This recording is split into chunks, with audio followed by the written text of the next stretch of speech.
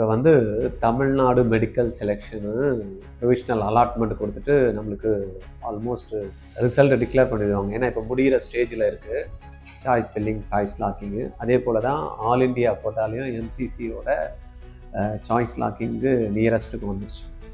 இப்போ இது முடிஞ்சு நம்மளுக்கு என்ன ஆகும், அலாட்மெண்ட் லிஸ்ட்டும் வந்துடும். இப்போ ஒரு கிளாரிட்டி வந்து எல்லாருக்குமே இருக்கும். வந்ததுக்கப்புறம் சில பேருக்கு சீட்டு கிடைக்காதில்ல, என்னதான் இருந்தாலும் அந்த எவ்வளோ சீட்ஸ் இருக்கோ நம்மளுக்கு அதுக்கேற்ற மாதிரி தான் அலாட்மெண்ட் வரும். அப்போ மீதி இருக்கிறவங்க ஒரு டிசிஷன் எடுப்பாங்க.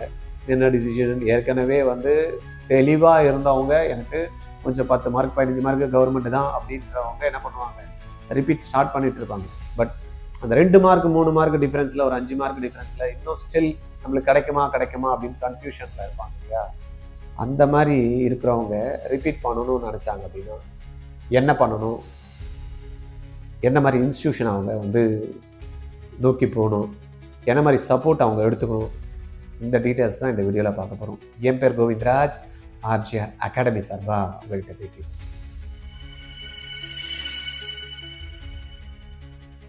440 மார்க் வச்சு கூட மேனேஜ்மெண்ட்ல கூட சீட்டு வாங்க முடியல. 15 லட்சம் ரூபாய் நான் கொடுக்குறேன்னா கூட சீட்டு கொடுக்க மாட்டேன்றாங்களா? இந்த மாதிரி எல்லாம் யோசனை பண்றக்கூடிய மாணவர்கள் மற்றும் பெற்றோர்களா நீங்க கவலைப்படாதீங்க. 2026ல உங்க குழந்தைய கவர்மெண்ட் சீட்டு வாங்க வைக்கிறவங்க 20 பேர் தான். பேட்சுக்கு சப்போர்ட் பண்றதுக்கு 14 டீச்சர், கிட்டத்தட்ட 15 மணி நேரம் வந்து பாத்தீங்கன்னா ட்ரைனிங்ல குழந்தைங்க இருப்பாங்க.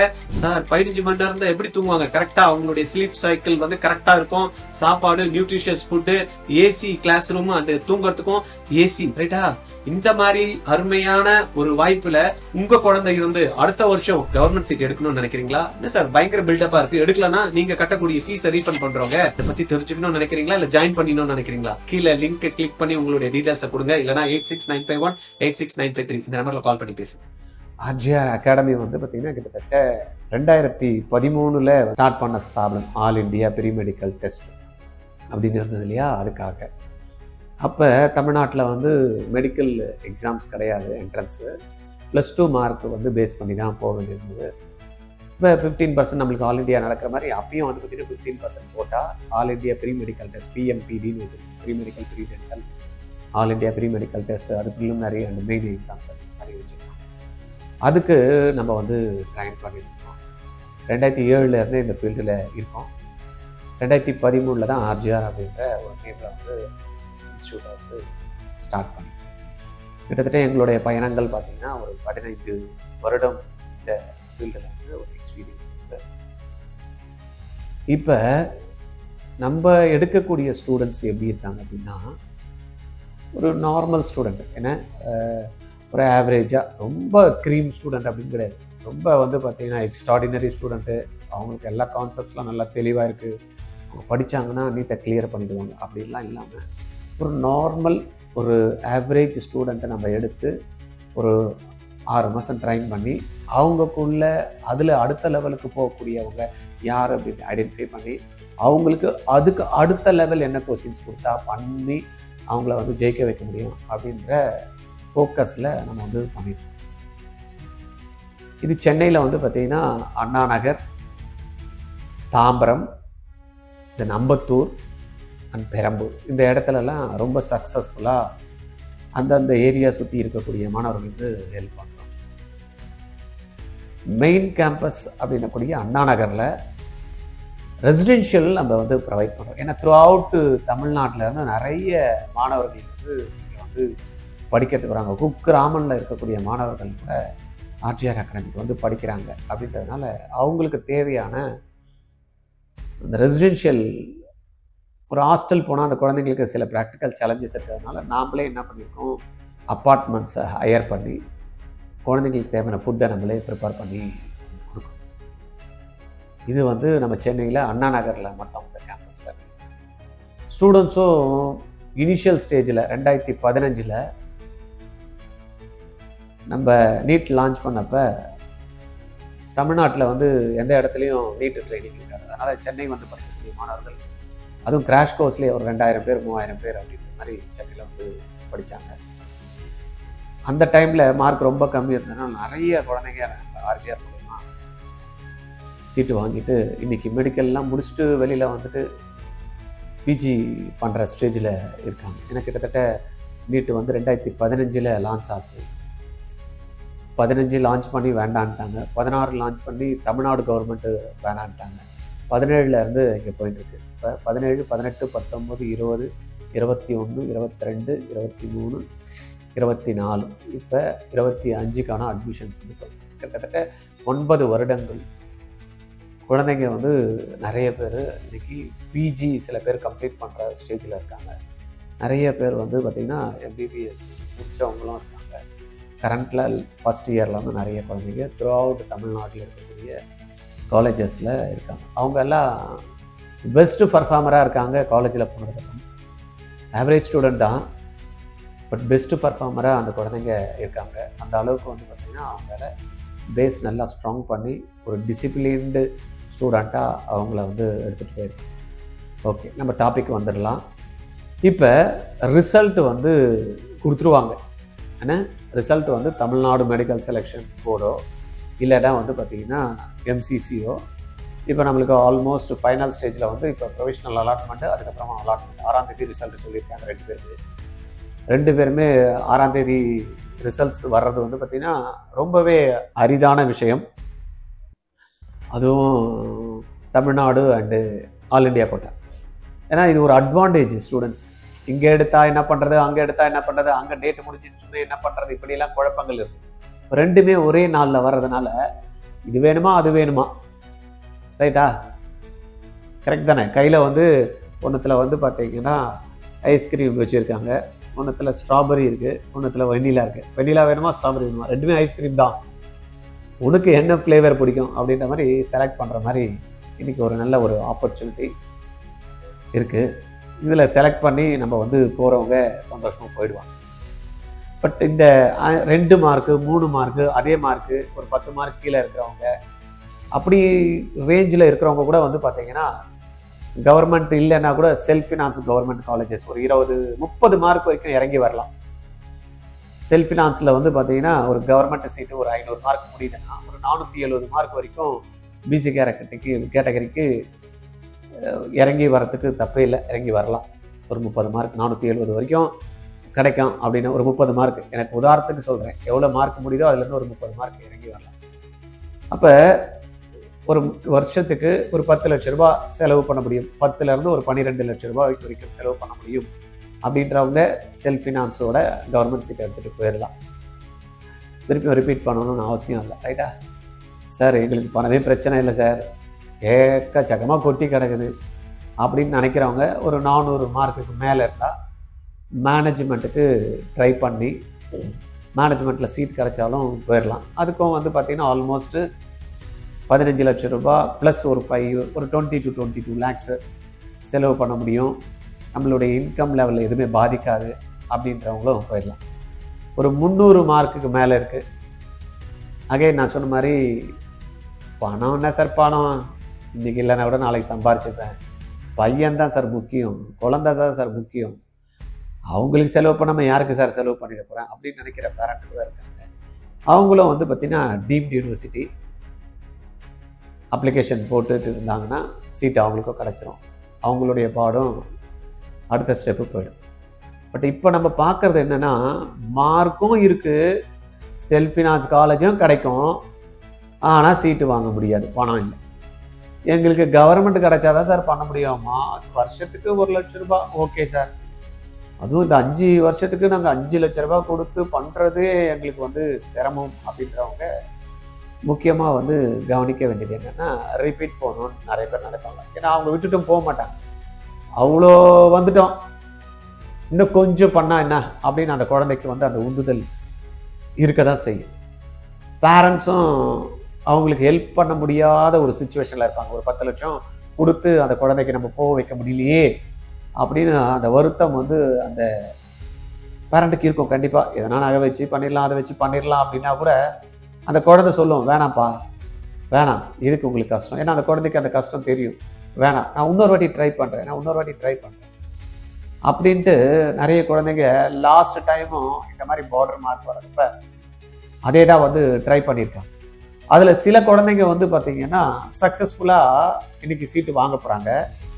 சில குழந்தைங்க அன்னைக்கு வாங்கின மார்க்கை கூட இன்னைக்கு வாங்க முடியாம ஒரு தவிப்பில் இருந்து திருப்பியும் லாஸ்ட் இயர் செல்ஃப் ஃபினான்ஸில் இருந்த அதே சுச்சுவேஷனா இன்னைக்கும் செல்ஃப் ஃபினான்ஸில் இருக்கு அப்படின்ற சுச்சுவேஷன்ல இருக்காங்க. அப்போ ஏன் இது இருக்கு அப்படின்ற ஒரு அனலைஸ் பண்ணி அந்த குழந்தை கரெக்டாக டார்கெட் பண்ணியிருந்தா அடிச்சிட்டு. நிறைய ஸ்டூடெண்ட்ஸ்க்கு வந்து பார்த்தீங்கன்னா இன்னைக்கு மார்க் வந்து ஸ்ட்ரக் ஆகுறது அப்படின்னு பார்த்தீங்கன்னா 550 வரைக்கும் ஒரு கேர்ள் ஸ்டூடெண்ட் வந்து மார்க் வந்து ஈஸியாக தட்டிடுவாங்க. அப்போ 500 அவங்களுக்கு ரொம்ப சாலிடாக வரும் ஒரு கேர்ள் ஸ்டூடெண்ட். ஒரு பாய்ஸு அப்படின்றப்ப அந்த பாய் ஸ்டூடெண்ட்டாக இருந்தான்னு பார்த்தீங்கன்னா அவனால் அந்த 550 தாண்டி கூட போக முடியும். அது என்ன ஏன் அவங்களால அவ்வளோ கம்ஃபர்டபுள்? நீங்கள் எடுத்து பாருங்கள் லிஸ்ட்லேயே ஆல் இண்டியா டாப்பரில் வந்து பாய்ஸ் தான் இருப்பாங்க, கேர்ள்ஸு ரொம்ப கம்மியாக இருப்பாங்க. டாப் லிஸ்ட் எடுத்துப்பாங்க. பிறவியிலேயே வந்து பார்த்தீங்கன்னா அந்த அப்ளிகேஷன் ஸ்கில் அப்படின்றது அந்த தெரியல. அந்த குழந்தைங்களுக்கு ஆண் குழந்தைக்கு கடவுள் இயற்கையிலேயே வந்து கொஞ்சம் எக்ஸ்ட்ராவாக கொடுத்துருக்காங்க. பெண் குழந்தைகள் வந்து மல்டியாக பண்ணுவாங்க, மல்டி டைமென்ஷன். இப்போ அம்மா கூட பார்க்கலாம், வீட்டில் அம்மா வந்து பார்த்தீங்கன்னா சமையல் பண்ணிகிட்டே இருப்பாங்க, ஜடை போடுவாங்க, அப்பா திடீர்னு காப்பி கேப்பார் எடுத்துகிட்டு போய் கொடுப்பாங்க. பார்த்தீங்கன்னா பாத்திரம் வளர்க்கிக்கிட்டே வந்து பார்த்தீங்கன்னா செல்ஃபோன் பேசிட்டு இருப்பாங்க. அந்த மாதிரி மல்டி டைமென்ஷனில் வந்து பார்த்தீங்கன்னா அவங்களுக்கு அந்த திறமையை வந்து கடவுள் டிசைன் பண்ணியிருக்காங்க. ஆனால் அது ஆண் குழந்தையோ பெண் குழந்தையோ முயற்சிகள் யார் தொடர்ச்சியாக செய்கிறாங்களோ அதை வந்து மாற்ற முடியும் அப்படிங்கிறாங்க.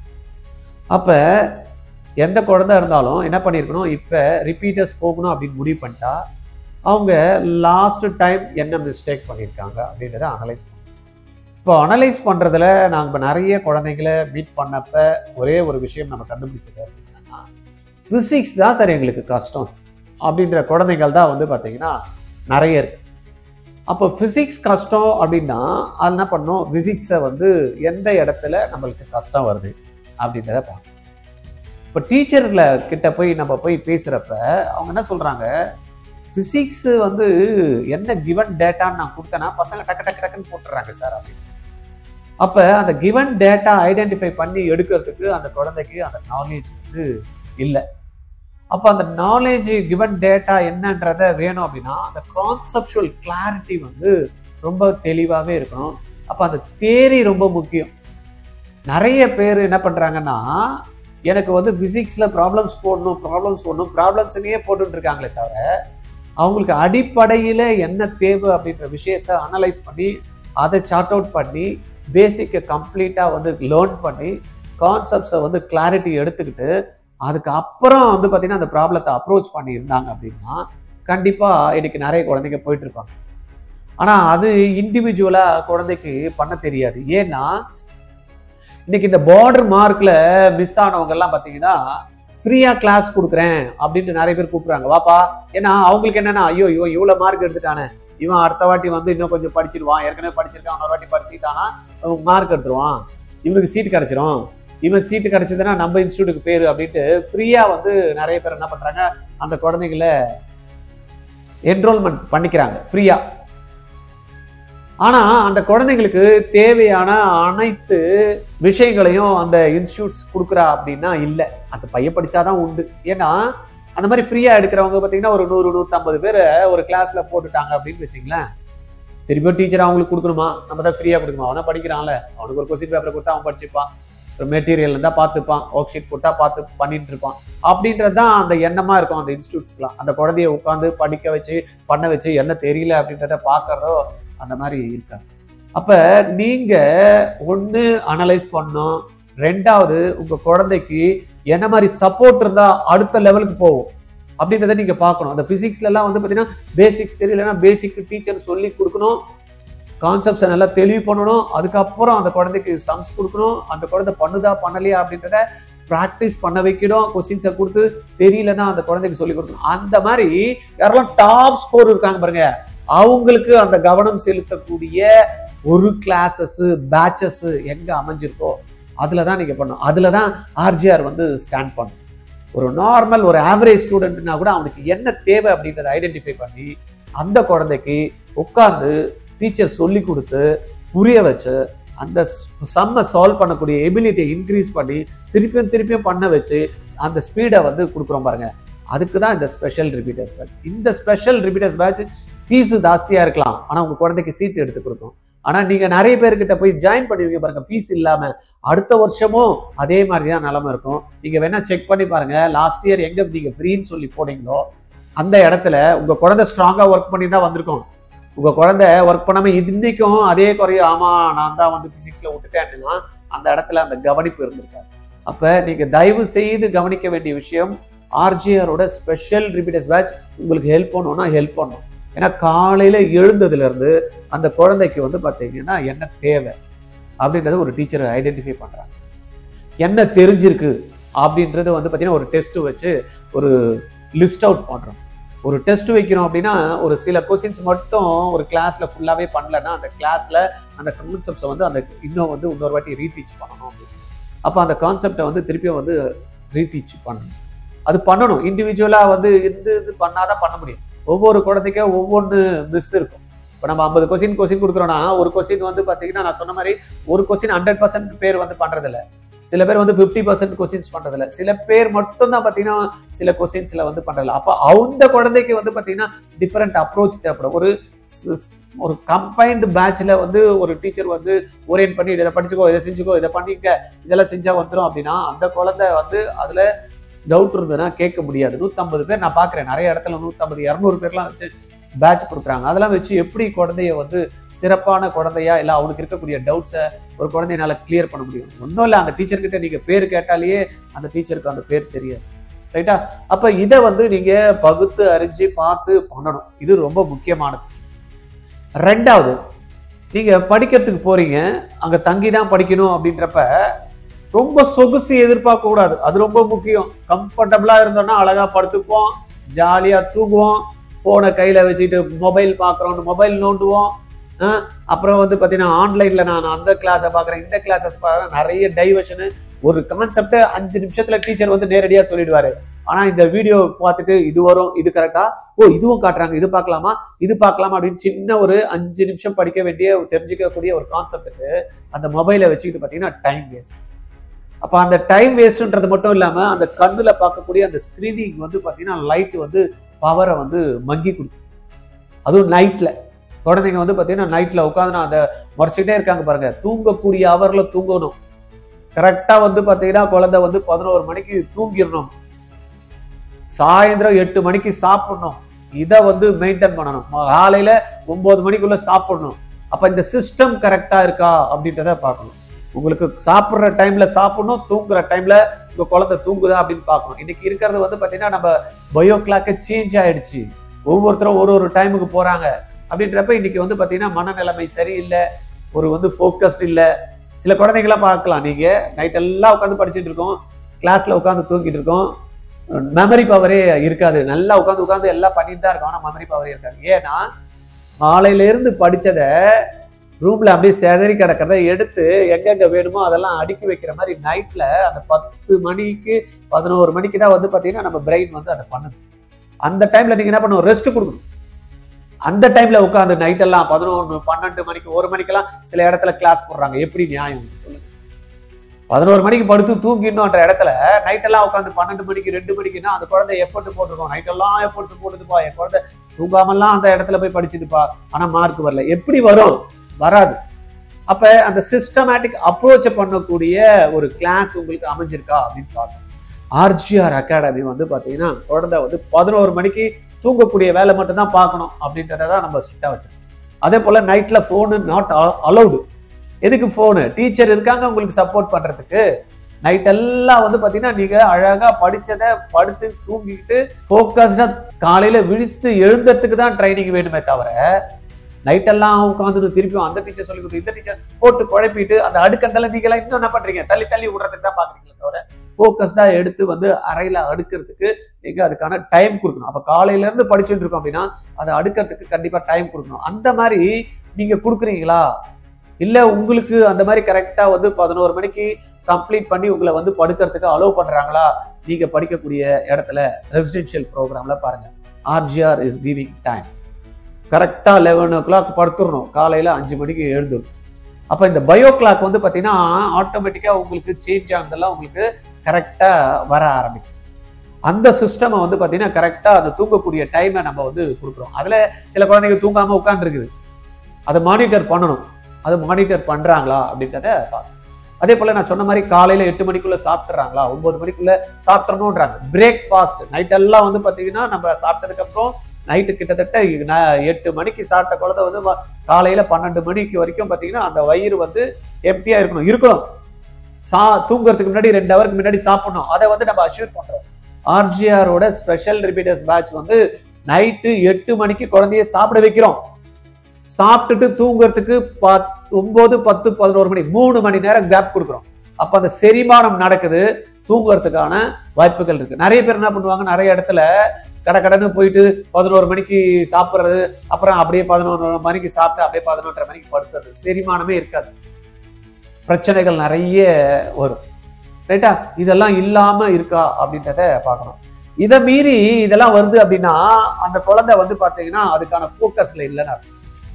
இதெல்லாம் கரெக்டா இருக்கு, ப்ராப்பர் சேனல்ல இருக்கு. ஆனா குழந்தை வந்து இது சரியில்லை அது சரியில்லைன்னா அந்த குழந்தை உண்மையாலேயே போக்கஸ்டு கிடையாது. அந்த குழந்தைய நீங்க அந்த கிளாஸ்ல இருந்து ரிமூவ் பண்ணிடணும். இல்லைன்னா பேரண்ட் வந்து பாத்தீங்கன்னா இந்த மாதிரி எல்லாம் இருந்தா உனக்கு பணம் கட்ட மாட்டேன், நீ காலையில போகணுமா படிச்சுமா. உடம்பு சரியில்லைன்னா குழந்தை சொல்லக்கூடாதுங்க, சொல்லக்கூடாது. ஏன் சொல்லுது? மனநிலைமை சரியில்லை, உடல்ல வந்து ரிஃப்ளெக்ட் ஆகுது. படிக்கிறது கஷ்டம்னு நினைக்குது, சிரமம்னு நினைக்குது, வசதி வந்து கேட்குது. ஒரு குழந்தைக்கு ஏசி வேணும்னு ஏசி போடணும்னா இது வந்து ஏசி வேணான்னு, எனக்கு வந்து சில்லுன்னு இருக்குது, ஒன்று வந்து சில்லுன்னு இருக்கணும்னு, இதெல்லாம் அட்ஜஸ்ட் பண்ணக்கூடிய ஒரு மனநிலைமை தான் இருக்கணும். சுத்தி இருக்கக்கூடியது எப்படி இருந்தாலும் பரவாயில்ல, அன்கம்ஃபர்டபிள் இருந்தாலும் பரவாயில்ல, have to be comfortable in their mind. அப்ப அந்த கம்ஃபர்டபிள் மைண்டுக்கு வந்து வைக்கணும் அப்படின்றது பாத்தீங்கன்னா சைக்காலஜிக்கலா அவங்க அஃபெக்ட் ஆகாம இருக்கிறதுக்கு ஒருத்தர் ஆல்வேஸ் மென்டர்ஷிப் இருக்கா அப்படின்றதையும் பார்க்கணும். அது we are giving in that program. SRP ப்ரோக்ராம்ல வந்து பாத்தீங்கன்னா ஆர்ஜிஆர்ல வந்து அந்த சைக்காலஜிக்கலா இருக்கிறதுக்கு ஒரு டாக்டர் வந்து 2 வீக்ஸ் ஒன்ஸ் வந்து பாத்தீங்கன்னா சப்போர்ட் பண்றாரு குழந்தைக்கு. அந்த சப்போர்ட் வந்து அதுல கிடைக்கும். நீங்க படிக்கக்கூடிய இடத்துல அது இருக்கான்னு பாருங்க. அப்புறம் ஸ்டூடெண்டா இருக்கக்கூடியவனுக்கு வந்து பாத்தீங்கன்னா மனநிலைமை வேற, டீச்சரா இருக்கக்கூடியவருடைய மனநிலைமை வேற. டீச்சர் வந்து பாத்தீங்கன்னா ஒரு சம வந்து ஒரு 5 வருஷம் வேலை செய்யறாருன்னா எத்தனை வாட்டி போட்டு பார்த்துருப்பாரு. அவர் வந்து பாத்தீங்கன்னா நிறைய வாட்டி போட்ட சமயம் போடுவாரு, அழகா ஈஸியா வந்துடும். அந்த குழந்தை ஃபர்ஸ்ட் டைம் தான் போடுது, அந்த குழந்தைக்கு வராது. டீச்சர் என்ன சொல்லுவாரு, இது கூட உனக்கு வர மாட்டேங்குது. அவரு எப்படி இருந்தாரு அப்படின்ற மனநிலைமை குழந்தையா இருந்தப்ப மறந்துட்டு இருக்கும். அவரு இப்ப எப்படி இருக்காருன்றதை மட்டும் தான் பேசுவாங்க. அப்ப அந்த குழந்தையோட லெவல்ல இறங்கி அந்த டீச்சர்னால பேச முடியுமா? பேச முடியும். நீங்க நல்லா யோசனை பண்ணி பாருங்களேன், ஒரு +2க்கு கிளாஸ் எடுக்கிற டீச்சரு எல்கேஜிக்கு போய் எடுக்க முடியுமா? சான்ஸே இல்லை. ஏன்? எல்கேஜிக்கு எடுக்கிற டீச்சர் எப்படி எடுப்பாங்க? அம்மா இங்கே வா வா அப்படின்னு அழகா குழந்தைக்கு ஆடி ஆடி காமிச்சு பாடி பாடி பண்ணுவாங்க.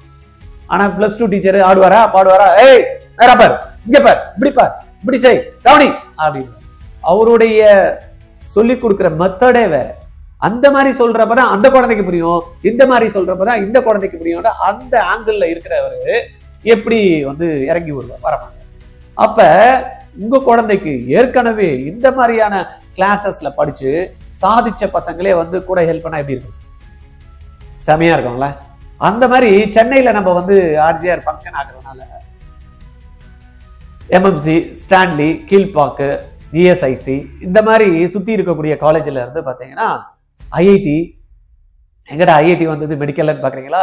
இன்னைக்கு வந்து பாத்தீங்கன்னா நம்மளுடைய கொஸ்டின் ஸ்டாண்டர்ட் வந்து பாத்தீங்கன்னா ஐஐடி அட்வான்ஸ் லெவலான கொஸ்டின்ஸ் லாஸ்ட் இயர் வந்தது. அதனால என்ன பண்றாங்க, இந்த வாட்டி ஐஐடியில இருந்தும் நம்ம ஸ்டூடெண்ட்ஸை வந்து நம்ம வர வச்சிருக்கோம் சப்போர்ட் பண்றதுக்கு. பிசிக்கல் மேத்தமெட்டிக்கல் பார்ட்ல எப்படி எல்லாம் அவங்க அப்ரோச் பண்ணணும், பிசிக்ஸ் எப்படி சால்வ் பண்ணணும், அதெல்லாம் வந்து பாத்தீங்கன்னா சிறப்பா ஏற்படும். அப்ப அந்த குழந்தைங்க வந்து பாத்தீங்கன்னா அவங்களுடைய ஏஜ்ல இருக்கிறவங்க கனெக்டிவிட்டி கிடைக்குது. இந்த கனெக்டிவிட்டி நீங்க போற இடத்துல கிடைக்குதாமா? உங்களுக்கு இந்த மாதிரி வந்து அதுவும் எம்எம்சில ஸ்டான்லில வாரத்துக்கு வந்து சொல்லி தராங்களா?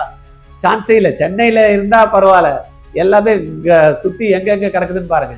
அப்போ உங்களுக்கு அந்த மாதிரி இடத்துல இருந்து கிடைக்கிறாங்களா அப்படின்றது ரைட்டா? இருந்தா கண்டிப்பா அங்க போங்க. அப்படி இல்லைன்னா தேவையில்லாம உங்க குழந்தைங்களுடைய அந்த ஒரு 10 மார்க்குக்காக ஃப்ரீயா கிடைக்குதுன்னு பார்த்துட்டு ஃபீஸ் கம்மியா வருதுன்னு நினைச்சுக்கிட்டு நம்ம வந்து லைஃபை தொலைச்சிடாதீங்க. அந்த மாதிரி நிறைய பேர் இருக்கீங்க. போன வாட்டி ஃப்ரீன்னு போயிட்டு எடுத்த மார்க்கை கூட எடுக்க முடியாம கஷ்டப்படுறவங்களா நிறைய பேர் இருக்கீங்க. ரைட்டா? அதை பாருங்க. பேரண்ட்டுக்கு வந்து எல்லா விஷயங்களையும் மார்க்கு, அப்டேட்டட் மார்க் இருக்கா, மார்க்கு வந்து இருக்கிறத தான் உங்களுக்கு கொடுக்குறாங்களா, இல்லைன்னா மார்க்கை ஹைக் பண்ணி நிறைய பேரண்ட் வரப்ப சொல்றாங்க, சார் அவங்க சென்டர்ல எழுதுறப்ப நல்லா தான் சார் எடுத்தான், 600 எடுத்தான் சார், 650 எடுத்தான் சார், 700 கிட்ட டச் ஆயிடுச்சு சார், ஆனா இப்ப 400 கூட தாண்டல. அப்ப சொல்லி கொடுத்த கொஸ்டின்ல இருந்து கொஸ்டினை கொடுத்து பேரண்ட்டை சாட்டிஸ்ஃபை பண்றக்கூடிய இன்ஸ்டியூட்டா அப்படின்னு பாருங்க. பேரண்ட்டுக்கு தெரியாது, ஓ அந்த குழந்தை ஏன்னா மார்க் எடுத்ததுன்னா அந்த குழந்தை அப்பா நம்ம மார்க் எடுக்கிறோம் சந்தோஷமா இருக்கும். பட் உண்மையாலேயே அந்த ஸ்டாண்டர்ட் ஆஃப் கொஸ்டின்ஸ் எப்படி இருக்கு அப்படின்னு அந்த குழந்தை அனலைஸ் பண்ணணும். அது வந்து பாத்தீங்கன்னா பேரண்ட் பண்ண முடியாது, பேரண்ட்டுக்கு தெரியாது. எப்போ அனலைஸ் பண்ணுது அந்த குழந்தை, எக்ஸாம் ஹால்ல போட ஐயோ இது டஃபா இருந்தது. பட் ஆர்ஜிஆர்ல வந்து பாத்தீங்கன்னா ஒரு டாப் ஸ்டூடெண்ட் வந்து இந்த மார்க் என்ன மார்க் வந்து பாத்தீங்கன்னா இந்த நம்ம வைக்கிற டெஸ்ட்ல எடுக்கிறான் அதே தான் வந்து ஃபைனல்லையும் எடுக்கிறான். மிஞ்சி போனா ஒரு 20-30 மார்க் தான் கூட வரும். அப்ப அந்த ஸ்டாண்டர்டை வந்து we are maintaining. அங்க எப்படி இருக்குமோ அங்க வந்து டஃப்னஸ் வந்தா எப்படி இருக்குமோ அந்த மாதிரி தான் வந்து பாத்தீங்கன்னா அந்த ஸ்டாண்டர்ட் ஆஃப் கொஸ்டின்ஸ் வந்து இந்த எஸ்ஆர்பி ஸ்டூடெண்ட்டுக்கு இருக்கு. எஸ்ஆர்பின்னா என்ன சார், ஸ்பெஷல் ரிப்பீட்டர்ஸ் பேட்ச், வேற ஒண்ணும் சரியா. அப்ப இந்த மாதிரி உங்களுக்கு கொடுத்து பண்ணக்கூடிய ஒரு இன்ஸ்டிடியூஷன்ல உங்க குழந்தைய ஜெயிக்க வைக்கிறோம் அப்படின்ற இன்ஸ்டிடியூஷன்ல ஃபீஸே நீங்க கட்டினதை அப்படி இல்லைன்னா ரீஃபண்ட் பண்றோம் அப்படின்னு யாரா சொல்றாங்களா, நீங்க அதை அடுத்தது பாருங்க. நீங்க வாங்க சார் உங்க குழந்தைய கூட உட்காந்து நாங்க 14 ஹவர் படிக்க வைக்கிறோம், அவனுக்கு என்ன தெரியலையோ புரிய வைக்கிறோம், இண்டிவிஜுவல் அட்டென்ஷன் கொடுக்குறோம், ஹாஸ்டல்ல தேவையானப்ப கரெக்டா நைட்டு தூங்க வைக்கிறோம், போன் கொடுக்காம நாங்களே வாங்கி வச்சுக்கிறோம், எப்போ போன் தேவையோ அந்த டைம்ல பேரண்ட்டுக்கு பேசுறதுக்கு ஒரு 10 நிமிஷம் 15 நிமிஷம் மட்டும் நாங்க கொடுக்குறோம். அந்த குழந்தை அந்த ரீசார்ஜ் பண்ணுறதுக்கு கூட அந்த போனை வச்சுட்டு இல்லாம இங்கே ரீசார்ஜ் பண்ணி கொடுக்கறதுக்கும் வசதி பண்ணி தரோம். இப்படின்னு இருக்கிறப்ப ஒரு போக்கஸ்டா இருக்கக்கூடிய மாணவன் எப்படி இருப்பான், அடிக்கிறேன்டா கிடைச்சிருச்சுடா எனக்கு டீச்சரு படிச்சிடுறேன்டா அப்படின்னு அந்த மனநிலையம் வரும். அந்த பேட்ச்லயும் ஏதாவது ஒன்று குறை சொல்லிட்டு இருக்கு, இது இல்ல அது இல்ல, இது கஷ்டமா இருக்கு இது கஷ்டமா இருக்குன்னா ஜெயிக்க மாட்டாங்க, வேஸ்ட். அந்த மாதிரி குழந்தை, அந்த மாதிரி குழந்தைங்கள நீங்க என்கரேஜ் பண்ணாதீங்க. அடுத்த ஸ்டெப் நீங்க பாருங்க, என்னடா இவ வந்து இந்த மாதிரி சொல்றான்னு பாக்குறீங்களா, இல்ல பேரண்ட்டுக்கு வந்து தெரியாது. பேரண்ட் என்ன பண்ணும், இந்த மாதிரி இருந்ததுன்னா அங்க போய் உட்காந்து டீச்சர் கிட்ட பேசணும், ஏன் மார்க் எனக்கு கம்மியாகுது. குழந்தை ஒரு வாட்டி சொல்றீங்க, 2வது வாட்டி செய்யறானா, செய்ய மாட்டேன்றான், மாத்தறதுக்கு ரெடியா இல்லை குழந்தை. அப்போ அவனுடைய குரூப்பை மாத்தி விட்டு வேற படிக்கிறதப்பா, தேவையில்லாம எதுக்கு அந்த மாதிரி வந்து பாத்தீங்கன்னா நம்ம அனலைஸ் பண்ணி உங்களுக்கு ரிப்போர்ட் கொடுக்குறாங்க. எந்த இன்ஸ்டியூட்ல இவங்க வந்து நீங்க பண்ணா கூட இந்த குழந்தை வந்து அடுத்த வருஷம் வாங்காதுன்னு தைரியமா முகத்துக்கு நேரா சொல்ல முடியாது. நெகட்டிவ் பேசுறாரு சார் சொல்லுவாங்க, சொல்லிட்டு போட்டோம், ஆனா அடுத்த வருஷம் நீங்க சொன்னது கரெக்ட் சார் அப்படின்னு நிறைய பேரண்ட் வந்து நீங்க அப்பயே சொன்னீங்க சார். அதே போல ஒரு குழந்தை வந்ததுனாலே ஒரு வாரத்துல பார்த்தது இந்த குழந்தை சீட்டு வாங்கிடும் சொல்லி நம்ம சொல்லுவாங்க. வர பேரண்ட்லாம் நீங்க எப்படி சார் நீங்க சொன்னதெல்லாம் நடக்குதுன்னு வாங்க. எப்படி நடக்குது? Because of experience. we are seeing lot of students every year. நிறைய பலதரப்பட்ட மாணவர்களை பார்க்கிறோம். சில பேரண்டே வந்து பாத்தீங்கன்னா அந்த குழந்தை மார்க் வாங்கிறதுக்கு காரணமா இருக்கும். அந்த மாதிரி பேரண்ட்டும் நிறைய பேர் பார்க்கும்.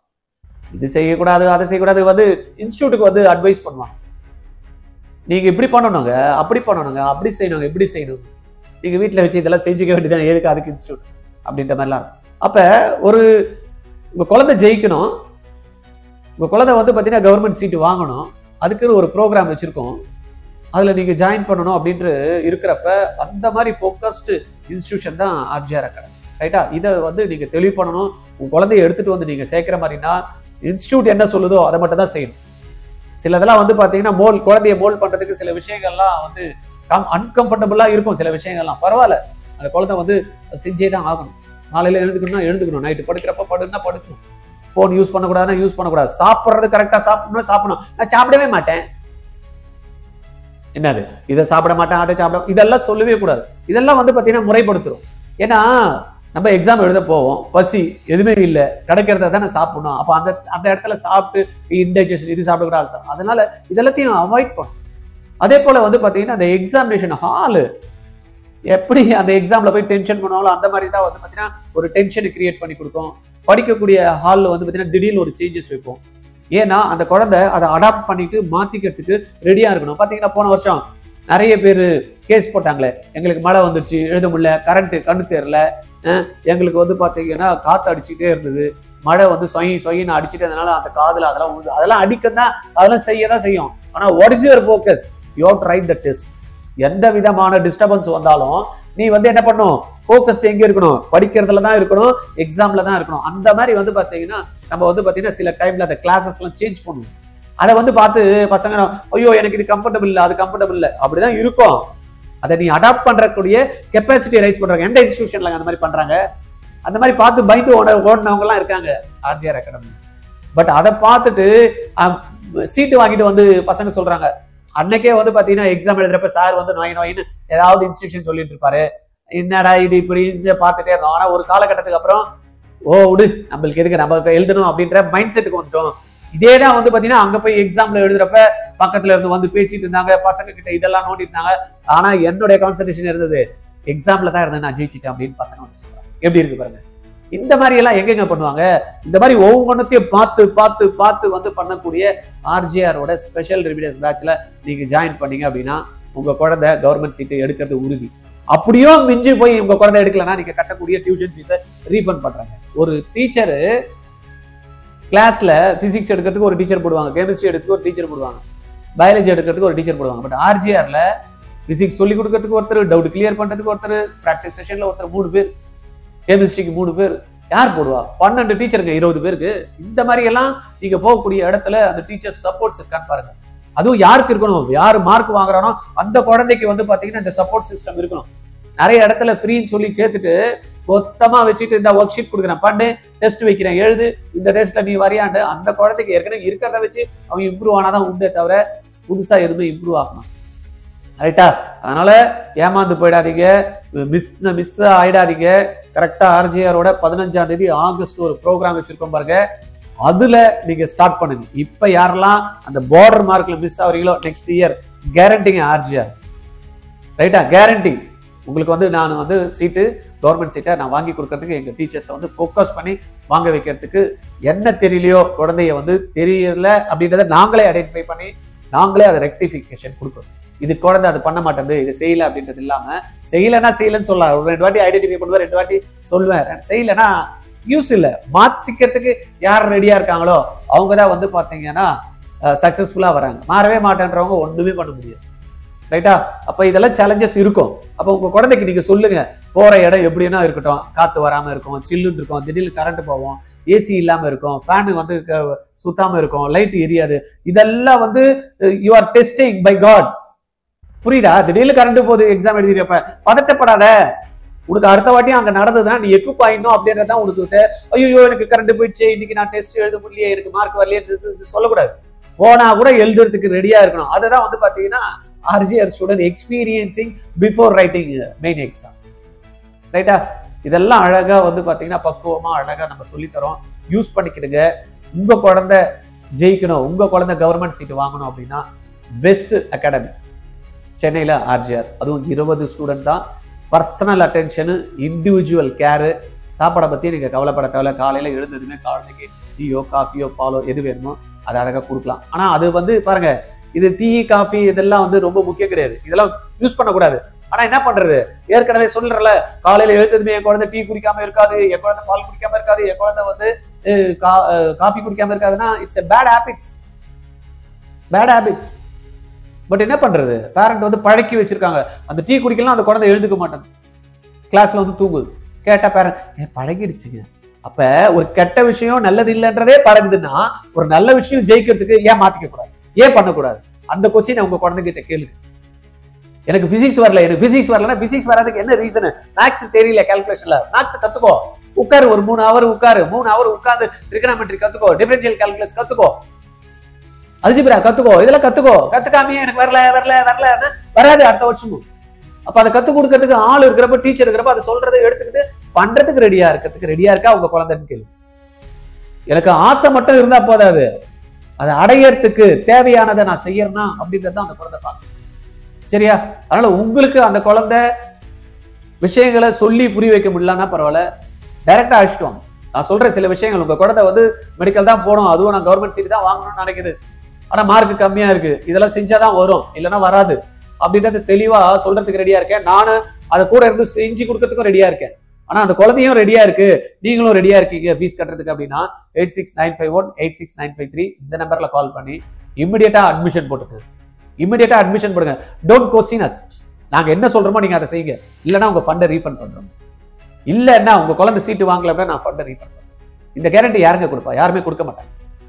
ரைட்டா? என்கிட்ட பர்சனலா பேசணும். நீங்க சொல்றது என்ன சார் ரொம்ப ஒரு ஆக்ரோஷமா சொல்றீங்க அப்படின்னா நிதர்சனம், இது உண்மை. அதனால ஒன்றும் மறைக்க முடியாது. இல்ல சும்மா வந்து ஸ்வீட்டு தடவி கொடுத்த மாதிரி ஒன்று அழகா பேசிட்டு வாயில ஊட்டிட்டு ஃபீஸை வாங்கிட்டு அப்புறம் ரிசல்ட் வரலாம், என்ன சார் பண்றது, நான் சொல்லணும் சார் பண்ணல இப்படி அழகா சொல்லி போடுறதுக்கு இல்லை. ரைட்டா? அது இல்லை. டைம் போனா வராது, டைம் போனா வராது. பணம் இருந்தா கூட சம்பாரிச்சுக்கலாம். ரைட்டா? அதனால டைமை கரெக்டா யூட்டிலைஸ் பண்றதுக்கு உங்க குழந்தை ரெடியா இருக்கு, நீங்க ரெடியா இருக்கீங்க, இன்வெஸ்ட் பண்றதுக்கு few lakhs rupees ரெடியா இருக்கீங்க அப்படின்னா கான்டாக்ட் RGR அகாடமி. என்கிட்ட பேசணும்னா 9176552121 இந்த நம்பர்ல கால் பண்ணி பேசுங்க. சென்னையில RGR அகாடமி வந்து சொன்ன மாதிரி நிறைய இடத்துல இருக்கு, நிறைய ப்ரோக்ராம்ஸ் பண்ணிட்டு இருக்கோம். அதெல்லாம் சம்பந்தமா பேசணும்னா கூட நீங்க 8695186953 இந்த நம்பர்ல கால் பண்ணி பேசு. கீழே வந்து பாத்தீங்கன்னா டிஸ்கிரிப்ஷன்ல கூகுள் லிங்க் கொடுத்துருக்கோம். யாரெல்லாம் உங்களுக்கு ஐடியா இருக்கு இந்த கோர்ஸை எடுக்கணும் அப்படின்ட்டு கீழே கடன்னு உங்க நேமை ஃபில் பண்ணுங்க. இன்ட்ரெஸ்டட் மட்டும் தான் ஃபில் பண்ணணும், சும்மா டீட்டெயில் கேட்கறதுக்குலாம் ஃபில் பண்ணக்கூடாது. நான் சேர போறேன், நான் எல்லா டீட்டெயிலுமே உங்களுக்கு இந்த வீடியோலயே கன்வே பண்ணிட்டேன். நான் சேர போறேன் சார், என் குழந்தை ஜெயிக்க வைக்க போறேன் சார் நான் இந்த ப்ரோக்ராம் தான் சார், இந்த மாதிரி ப்ரோக்ராம் தான் சார் நான் என் குழந்தைக்காக தேடிட்டேன், நான் நீங்க சொல்லுங்க சார் என்னைக்கு வரணும் அப்படின்றவங்க தான் ஃபார்ம் ஃபில் பண்ணணும். சும்மா ஃபில் பண்ணேன் சார் என்ன சொல்றீங்கன்னு கேட்கலாம், அவங்களாம் வேண்டாம். we are not interested to waste your time. உங்களுடைய டைமை நம்ம வேஸ்ட் பண்ண விரும்பல. ரைட்டா? அதே போல நீங்களும் எங்களுடைய டைமை வேஸ்ட் பண்ண வேணாம் அப்படின்றதான் நம்மளுடைய கோரிக்கை. ஓகே.